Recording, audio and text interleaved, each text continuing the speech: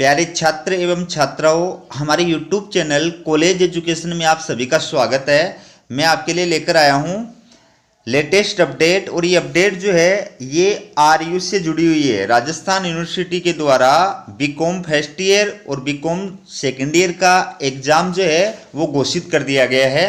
और आज यानी 2 जून को जो है बीकॉम थर्ड ईयर का रिजल्ट भी यूनिवर्सिटी के द्वारा घोषित कर दिया जाएगा। ठीक है, तो बीकॉम फर्स्ट ईयर और बीकॉम सेकेंड ईयर के रिजल्ट से जुड़ी अपडेट देखिए आप। राजस्थान विश्वविद्यालय ने बीकॉम फर्स्ट ईयर का और बीकॉम सेकेंड ईयर का परिणाम जारी कर दिया है। स्टूडेंट्स अपना परिणाम विश्वविद्यालय की ऑफिशियल वेबसाइट, ये विश्वविद्यालय की ऑफिशियल वेबसाइट है, ठीक है, इस पर देख सकते हैं। राजस्थान के सभी सरकारी विश्वविद्यालयों में घोषित होने वाले परीक्षा परिणामों में यह परीक्षा परिणाम प्रथम है। यानी राजस्थान में जितने भी यूनिवर्सिटी हैं उन सब में सबसे पहले अगर किसी ने रिजल्ट घोषित किया है तो वो राजस्थान यूनिवर्सिटी ने घोषित किया है। विश्वविद्यालय का दावा है कि अन्य किसी विश्वविद्यालय ने अब तक परीक्षा परिणाम जारी नहीं किए हैं। विश्वविद्यालय के अधिकारियों ने बताया कि यूनिवर्सिटी का प्रयास है कि सभी परीक्षाओं का परिणाम समय पे घोषित कर दिया जाए। ठीक है, तो सबसे पहले रिजल्ट जो है अनाउंस बीकॉम फर्स्ट ईयर का और बीकॉम सेकेंड ईयर का हो गया है। बीकॉम थर्ड ईयर का रिजल्ट आज आ रहा है आपका। तो राजस्थान यूनिवर्सिटी के जो भी स्टूडेंट्स हैं जिनका ये रिजल्ट जारी हुआ है उनको मैं विशेष सूचना दे रहा हूँ कि अगर आपके रिजल्ट के अंदर जो मार्कशीट है, आपका जो अंक तालिका है उसके अंदर अगर कुछ लिखा हुआ आ रहा है, जैसे मैं बताऊंगा, तो आपको क्या करना है। छात्रों और छात्राओं, ऐसे परीक्षार्थी जिनका परीक्षा परिणाम RWEX या RWEN प्रदर्शित हो रहा है या जो परीक्षार्थी ऑर्डिनेंस के माध्यम से परीक्षा में शामिल हुए हैं उन्हें भी परीक्षा परिणाम घोषित होने की तिथि के 15 दिन के भीतर ऑनलाइन पोर्टल, ये जो यूनिवर्सिटी का ऑनलाइन पोर्टल है, इस पर दिए गए पुनर्मूल्यांकन के लिंक पर जाकर के अपने प्राप्तांक की स्थिति के आधार पर आवेदन करना होगा। तो दोस्तों, बीकॉम के तीनों ईयर्स का रिजल्ट घोषित हो गया है, लेकिन कुछ स्टूडेंट्स ऐसे हैं जिनके मार्कशीट के ऊपर ऑनलाइन जो रिजल्ट मार्कशीट शो हो रही है उसके ऊपर RWEX या RWEN जो है वो लिखा हुआ आ रहा है। तो ये ऐसे स्टूडेंट्स के लिखा हुआ आ रहा है जो ऑर्डिनेंस के माध्यम से शामिल हुए हैं, ठीक है, या अन्य किसी वजह से उनका परीक्षा परिणाम जो उस पर लिखा हुआ आ रहा है। तो उन्हें क्या करना है कि 15 दिन के भीतर भीतर अपने ऑनलाइन यूनिवर्सिटी के ऑनलाइन पोर्टल पर जाकर के पुनर्मूल्यांकन के लिए आवेदन करना है। अब ये जो RW और EX और RWEN होता है, इसका मतलब क्या होता है वो मैं आगे आपको बता रहा हूं।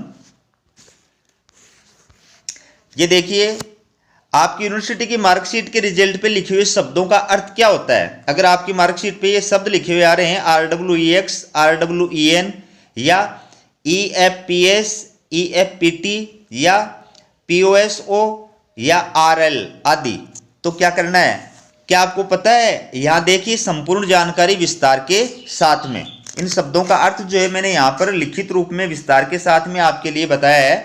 देखिए, अगर आपकी मार्कशीट के ऊपर जो है ये लिखा हुआ आ रहा है RWEX, ऐसा लिखा हुआ आ रहा है, तो इसका मतलब क्या होता है वो देखिए आप। इसका मतलब होता है result wait for exam hard copy matter, यानी आपको रिजल्ट का इंतजार करना पड़ेगा।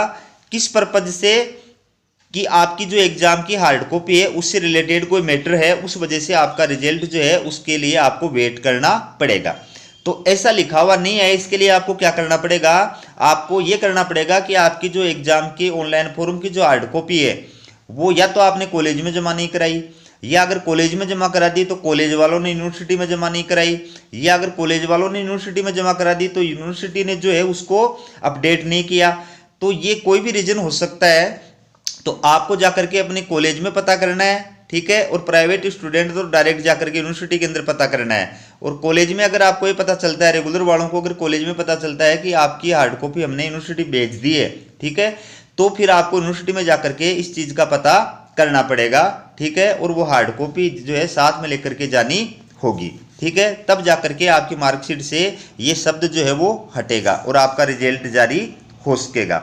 दूसरा जो शब्द अगर मार्कशीट पे लिखा हुआ आ रहा है RWEN, तो इसका मतलब क्या होता है, इसका मतलब होता है result wait for enrolment matter, यानी एनरोलमेंट मैटर की वजह से आपका जो रिजल्ट है वो आने में देरी हो रही है। तो दोस्तों ये मैटर कब होता है? ये मैटर तब होता है जब आपका माइग्रेशन जमा नहीं होता है।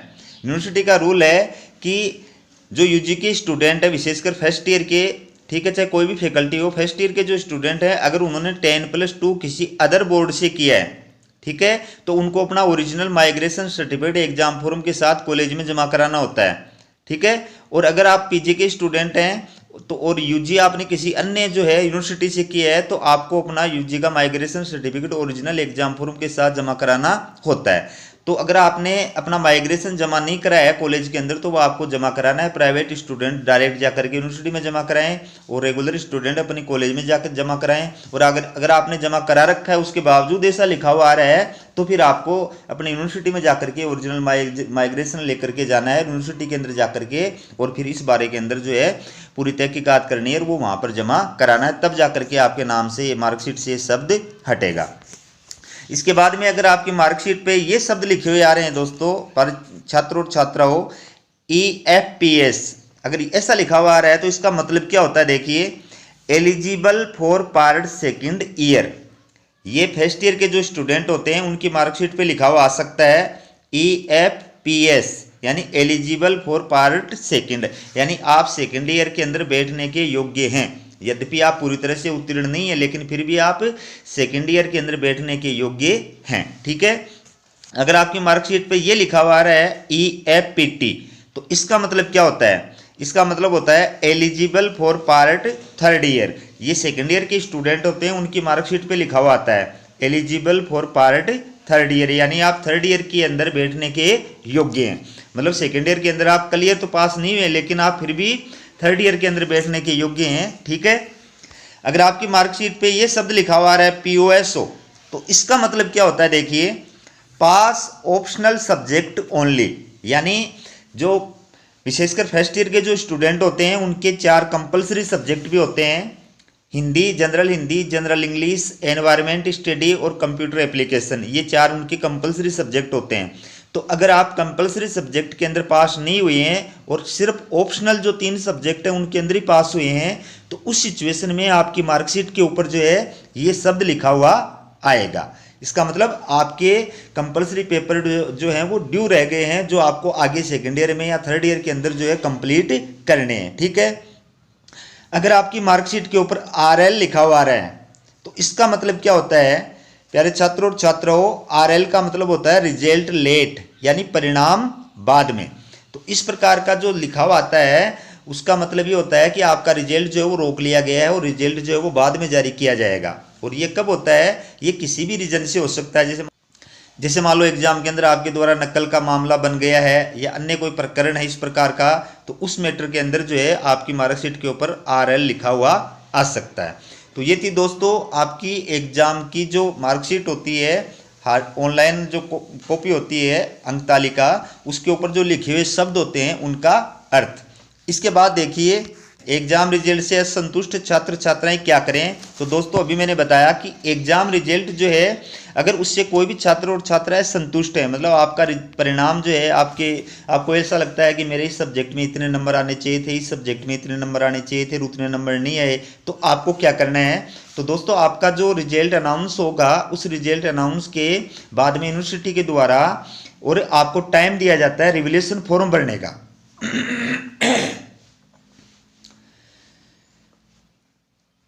तो एग्जाम रिजल्ट घोषित होने के पश्चात यूनिवर्सिटी के द्वारा आपको जो है और रिवैल्यूएशन करने के लिए अपने अंकों में सुधार करने के लिए जो है अवसर प्रदान किया जाता है। तो रिवैल्यूएशन फॉर्म भरे जाते हैं। तो रिवैल्यूएशन फॉर्म जो है आप कब भर सकते हैं? अगर आपके टोटल जो पूर्णांक है उनमें 50% के अंदर ही आप रिवैल्यूएशन फॉर्म लगा सकते हैं। यानी सभी विषयों के अंदर वो अंक सुधारने के लिए, नंबर बढ़ाने के लिए रिवैल्यूएशन नहीं लगा सकते आप टोटल जो पूर्णांक है उसका 50% जो प्रश्न पत्र है उनके लिए ही रिवैल्यूएशन का फॉर्म लगा सकते हैं। तो रिवैल्यूएशन फॉर्म लगाएंगे तो उसके बाद में आपके जो अंक हैं अगर वो कम आए हुए हैं रियल में तो उनके अंदर इंक्रीज हो सकता है, बढ़ोतरी हो सकती है और इस प्रकार से आपका रिजल्ट जो है उसमें सुधार हो सकता है। तो दोस्तों ये थी एग्जाम से जुड़ी महत्वपूर्ण अपडेट जो मैं आपके लिए लेकर आया हूँ। इसी प्रकार की महत्वपूर्ण अपडेट जो है, रिजल्ट वगैरह है, स्कॉलरशिप से रिलेटेड सूचनाएं हैं, वो आप समय पे प्राप्त करना चाहते हैं तो चैनल को सब्सक्राइब जरूर कीजिए। हमारा वीडियो देखने के लिए आप सभी का बहुत बहुत धन्यवाद।